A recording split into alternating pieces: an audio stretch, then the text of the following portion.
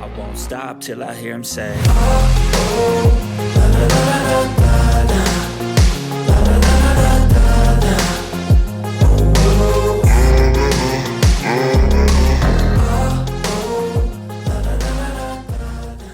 the SEC is saying, they've really said for a year now, they're just getting a little more aggressive about it. They're saying these are securities.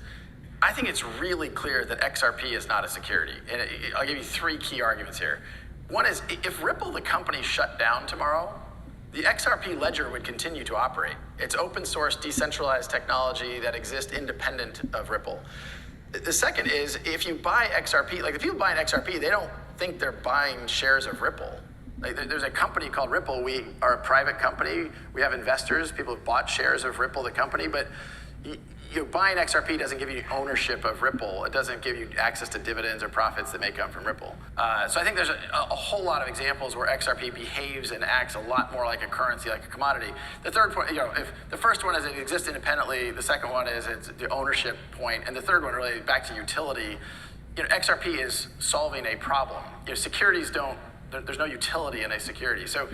Okay, what is going on, CYPRX advanced YouTubers? Welcome back to the CYPRX YouTube page. As always, if you're interested in learning about cryptocurrencies, commodities, indices, foreign exchange, please go ahead and consider subscribing to the YouTube channel.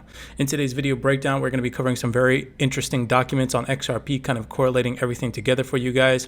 We're going to be going over some World Bank documents, some European Central Bank documents, kind of correlating everything together, how they are utilizing XRP. I want to take your attention over here to this tweet that I said to you all about 3 or 4 weeks ago. I said, who is going to answer for all the corruption if we are right about XRP and XLM being the future of our financial infrastructure? We will have proven that they hide valuable, life-changing information from the general public. And then I said underneath of that, we will have also proved that the elites move behind closed-door meetings and make decisions without informing the general public on their plan of action. We will have also proved they manipulate price to benefit their pocketbooks. Who stands up for this, right? So this is a tweet correlating with today's video breakdown. I'm going to give you guys some proof in the pudding via some documents on World Bank websites, on European Parliament websites, on ECB websites, kind of correlating all together for you guys. I also have some video snippets to play for you guys in today's video breakdown. Smash that thumbs up button if you enjoy video breakdowns like that. And without further ado, let's get started. Now, this video snippet is very interesting. I want you all to pay attention to key phrases that Brad Garlinghouse uses here. And he talks about bilateral payment systems. This is going to play a role in the documents that I share with you guys today. Build tech solutions on top of it. The primary product that we use today is called XRapid. And the way banks work today, if you're the bank of Jeff and I'm the bank of Brad, if we have a bilateral relationship and I've pre-funded dollars, Brad, if we have a bilateral relationship and I've pre-funded dollars and I have, let's say, pesos, then we can settle using a product we have called XCurrent. That's fiat to fiat. If we don't have that relationship, either I have to spend months to set that up, and then I have the capital costs of having dormant capital parked there. I've got the compliance cost. Okay, so he talks about XRapid and bilateral payment systems, right? So now we're going to kind of correlate this all together. I want to take your attention right here. The Digital Currency Governance Consortium, all right? I have a whole bunch of screenshots that I took from all of these websites and documents today for you guys. I just want to share with you all of these websites that I got them from. World Economic Forum website. We have the ECB website. And then we also have the World Bank website. So that's where all of these screenshots are coming from, just to show you guys that these are valid sources. I want to take your attention to the first screenshot, and it is the Digital Currency Governance Consortium is composed of more than 80 organizations representing numerous sectors and geographies. The DCGC members represent the public sector, private sector, and civil society, spanning 33 countries across Africa, Asia, Europe, Middle East, North America, and Latin America. Now, why am I reading this to you? Because we know that the European Central Bank is a part of the governance consortium. Okay, we see right here, this is a screenshot from the Digital Currency Government Consortium Steering Committee. We see right down here a member of the European Central Parliament, Brussels, Eva Kali. I hope that I'm pronouncing her name right. And we also know that Ripple are contributors to the DCGC. We see right down here, Susan Friedman, head of public policy, Ripple USA. All right. So that correlates with the World Economic Forum, the DCGC. Now, why am I reading this to you? Why is that interesting? Because we come over here to a document directly from the ECB website, and it says right here, selected private sector initiatives. Okay.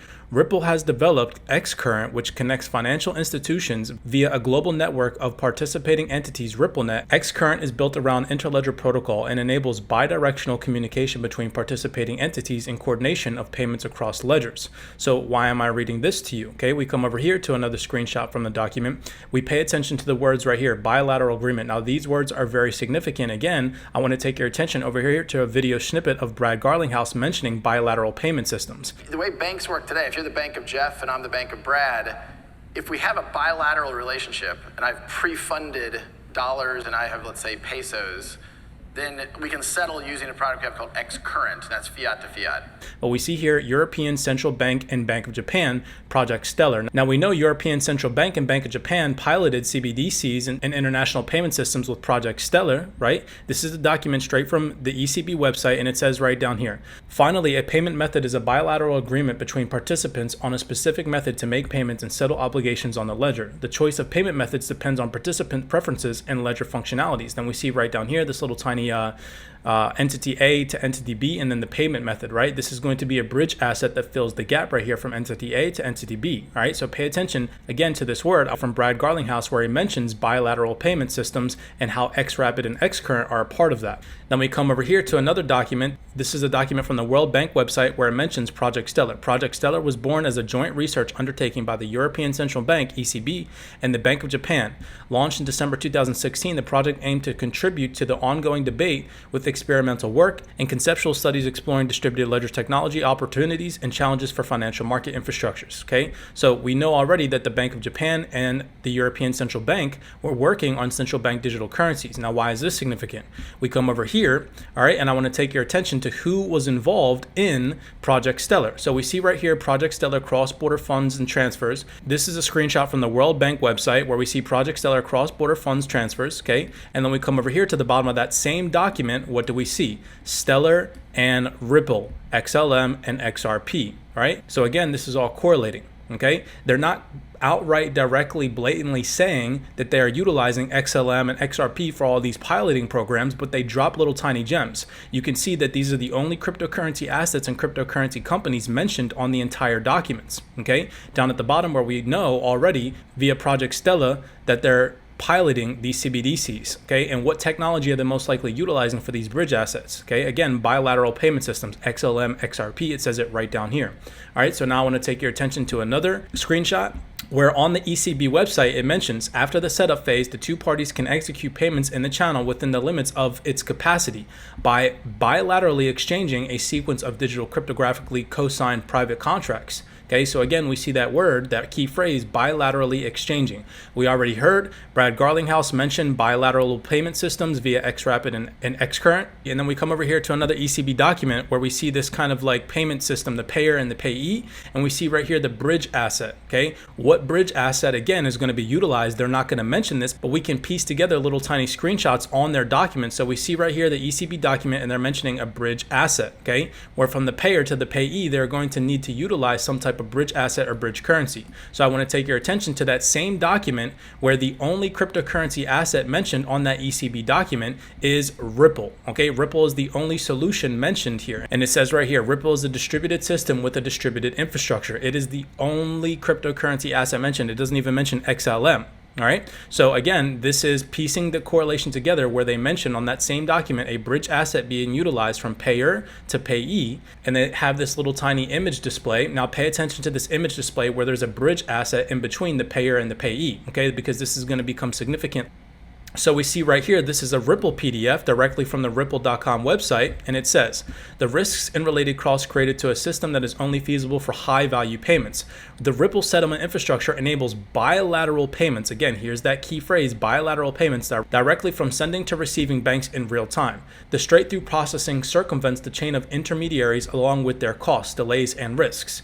Figure 5, Ripple's straight through processing in 3 to 5 seconds. And here again is that sending bank to the receiving bank. And here's that bridge asset, again, an XRP, all right? We see another document over here, another PDF, the same exact image that they're utilizing, so on and so forth, where an XRP are going to be utilized as that bridge asset from sender to recipient. Okay, so here's another document from the Ripple.com website where they're talking about XRapid. All right, we saw them mention the bilateral payment system. Again, they're not going to go flat out right and say that they're utilizing XRP. You guys are going to have to piece this information together for you guys. I've collected some screenshots for you guys, and I hope that this was enough to piece some of the puzzle together for you guys. If you guys enjoyed this video breakdown, make sure that you all smash that thumbs up button, subscribe to the YouTube channel, and I will give you further content like this. If you guys enjoy it, comment in the description down below. As always, be cognizant, be aware, and I'll see you guys in the next YouTube video breakdown. I won't stop till I make a change. I withdraw on the things I make. I turn flaws into flawless traits. I build tall, never capped in space. I won't stop till I hear him say, oh, oh, la, la, la, la, la.